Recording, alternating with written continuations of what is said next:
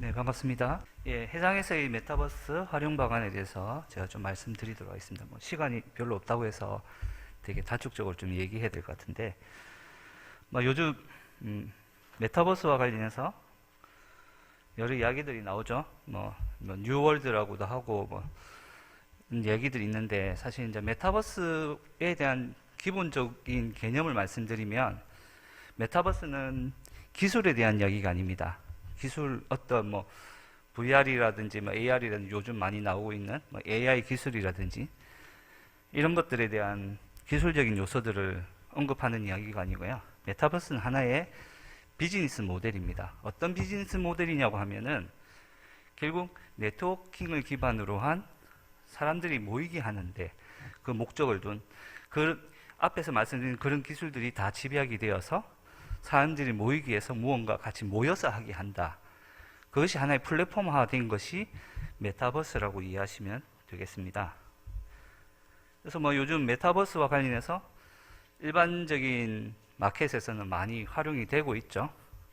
활용이 되고 있고, 뭐 콘서트도 한다, 뭐 아이돌이 저기서 뭘 했다, 뭐 뭔가 모여서 뭘 한다더라, 이런 이야기들도 많이 나오고, 안에 캐릭터들이 뭔가 옷을 사고 뭐 명품옷도 사고 했다. 그 안에서 뭔 이야기인지도 잘 모르겠고 그런 상황이죠. 이거는 영화의 한 장면인데, 이거는 메타버스일 수도 있고 뭐 VR일 수도 있고 여러 가지가 믹스된 건데, 메타버스에 어떻게 보면 하나의 활용되어진 사례들 영화한 거예요. 근데 뭐 이것이 지금 이렇게 갈 거다는 사실 잘 모르지만 그것을 잘 보여준 사례이기도 합니다. 근데 고글을 끼는 순간 내가 있는 세상이 아니라 다른 세상으로 넘어가서 뭔가 가상의 뭔가를 체험하게 하고 느끼게 한다 라는데 좀 그 내용들이 있습니다. 네, 시간이 많이 있어서 이거는 제가 좀 넘어가겠습니다. 요즘 메타버스 플랫폼이라고 하면 주요 메이커가 딱 있습니다. 뭐 포트나이트라는 게임 플랫폼도 있고, 로블록스라는 것도 사실은 메타버스 플랫폼인데 게임 플랫폼이고요. 저 밑에 있는 게 이제 제페토라고 하는 우리나라 이제 네이버 X에서 개발한 메타버스 플랫폼이 제페토입니다. 제가 볼 때는 현재 가장 메타버스 플랫폼으로서 모양새를 제대로 갖춘 거는 우리나라의 제페토가 실제적인 메타버스 플랫폼입니다. 뭐냐면은 다른 것들은 게임 플랫폼이 좀 더 메타버스화 되었다라고 얘기할 수 있지만, 제페토의 경우는 실제 아예 메타버스 플랫폼으로서 사람들이 모이기 위해서 거기서 여러 가지 일들이 벌어지게 한다. 지금 뭐 한강공원에 간다거나 어디 뭐 남산 위에 올라간다거나 이런 것들을 같이 모여서 막 합니다. 그게 뭔 재미가 있을까라고 하지만 많은 MZ 세대들은 지금 모여서 뭔가를 하고 있죠. 근데 거기서 지금 그쳐지는 것이 아니죠. 판을 깔았기 때문에 앞으로 거기에서 많은 일들이 벌어질 거예요. 거기에 있는 공원에 있는 편의점에 가서 내가 물건을 하나 집어서 사면 우리 집으로 쿠팡에서 바로 다음날 바로 그 물건이 실제로 와 있을 수도 있죠.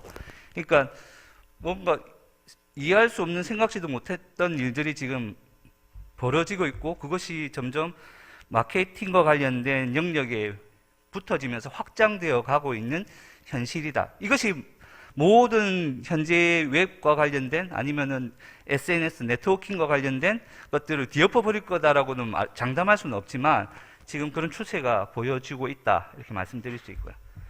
이건 저희 회사에서 만들어 가지고 테스트 해본 뭐 한 사례이기도 합니다. 이렇게 오늘 이 상황을 지금 우리 화상과 실제 모여서 이렇게 세미나를 하잖아요. 이렇게 공간을 만들어 놓고 사람들 모이라면 자기 자리에서, 자기 사무실 자리에서 다 접속을 해서 세미나 공간에 와서 앞에 띄어진 자료를 보면서 제가 앞에서 설명하는 것을 같이 보면서 뭔가 커뮤니케이션 할 수 있는 아주 작은 실내이기도 하고요. 저쪽 편에 보이는 거는 저희 한국해양대학교 제 모교인데 한번 만들어서 저희 플랫폼에 한번 얹어서 해본 사례입니다. 뭘 할 수 있느냐? 뭐 여러 가지 할 수 있겠죠. 모여서 수업도 할 수 있을 것이고, 세미나도 할 수 있을 것이고, 실습도 할 수 있고, 회의도 하고, 학교에서 벌어지는 많은 것들을 할 수가 있어요. 모여서. 화상으로도 하지 않냐라고 할 수 있지만, 또 화상과는 다른 느낌입니다. 화상 앞에서도 뭐 비대면 교육에 대한 좀 부작용이나 뭐 효과성에 대한 이야기들이 나왔죠. 근데 메타버스는 또 다른 영역으로 사람들이 원격에 있지만 모여 있다라는 착각을 불러일으키게 하는 주요 요인이다. 잠시 시간이 좀 해서 제가 막 영상들을 다 그럴 수 없는데 잠시 볼게요. 그래서 접속하고 캠퍼스에 들어갈 수 있습니다. 학교 캠퍼스를 돌아다니면서 내가 가고 싶은 곳에 가서 뭐 대화도 하고 그 공간에 들어가서 수업 듣고 이렇게 나오는데요. 자, 뒤에 뭐 또 따로 보여드릴 게 많아서 시간 관계상 쭉 넘기겠습니다. 뭐 이런 일들을 가능하게 할 수 있습니다.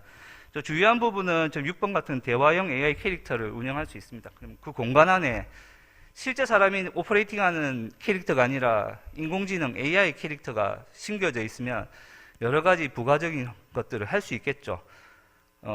뭐 기본적인 정보들을 주고받는다거나 하는 것들은 AI 통해서 학습시켜서 대응하게 할 수 있거든요. 기본적인 교육도 가능하고요. 그래서 확장형으로 여기 보이는 거는 우리 연수원의 화제 훈련장입니다. 제가 한번 만들어서 한번 올려봤거든요. 간단한 트레이닝의 실습들도 모여서 할 수가 있어요. 그러면은 원격직이 있더라도 만약에 실습을 못하는 상황이지만 여기 와서 실습을 해보는, 그러니까 절차에 대한, 그러니까 어떤 스킬을 정확하게 손으로 직접 앉아서 해야 되는 스킬 말고 절차적인 것들에 대한 실습들은 충분히 메타버스 안에서 구현이 가능하다.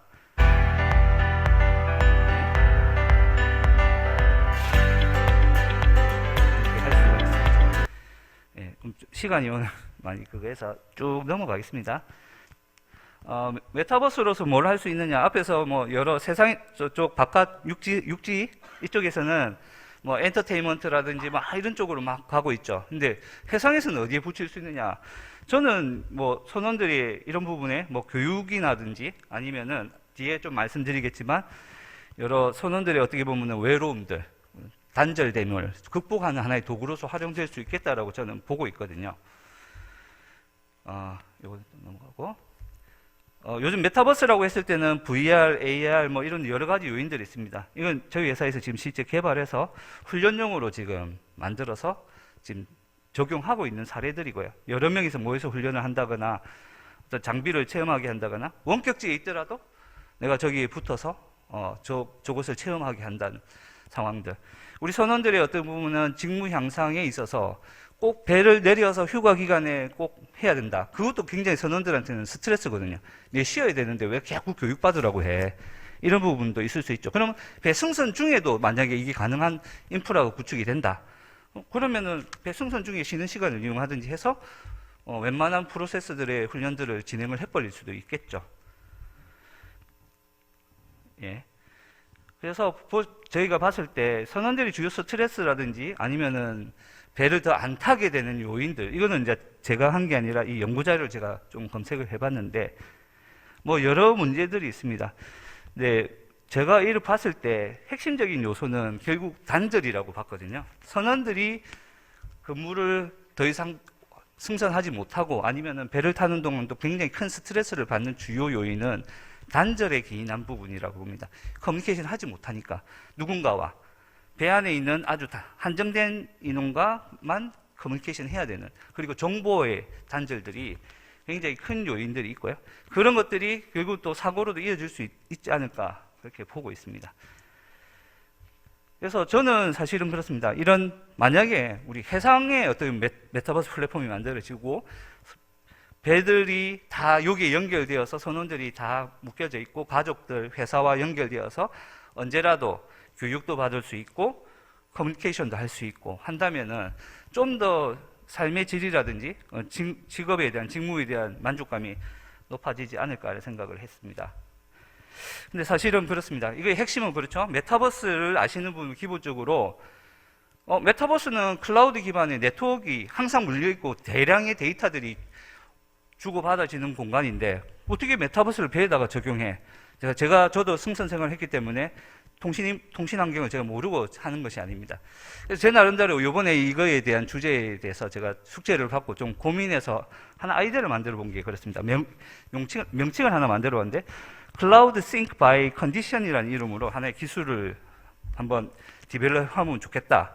뭐냐면은 상시적으로 클라우드에 붙는 시스템이 아니라 로컬라이제이션 된 서버, 클라우드 서버를 배에다가 다 그냥 PC 형식으로 다 올려줘서 통상 항해 중에는 그 데이터 그리고 기본적인 텍스트 데이터만 주고받고 위성으로 배가 접안하거나 육상의 통신 인프라와 연결이 되는 순간에는 그 큰 데이터들, 뭐 3D 데이터라든지 이런 것들이 착 주고받아져서 싱크가 되고 하는 형식으로 하면 어떨까라는 고민을 한번 해봤습니다. 그러니까 상시적으로 많은 데이터를 주고받아야 한다면 사실은 현실적이지 않은 이야기일 수 있지만 주고받아야 대한 데이터에 대해서 식별을 해서 타이밍을 정해서 이때는 이걸 하고 저때는 저렇게 하면 어떨까라는 생각을 해봤고요. 그렇게 함으로써 우리 해상에도 선원들이 이런 지금 메타버스라는 어떻게 보면 삶의 새로운 영역에 소외되지 않고 참여해서 같이 사용하는 도구로서 가지 않을까 그런 생각을 해봤고요.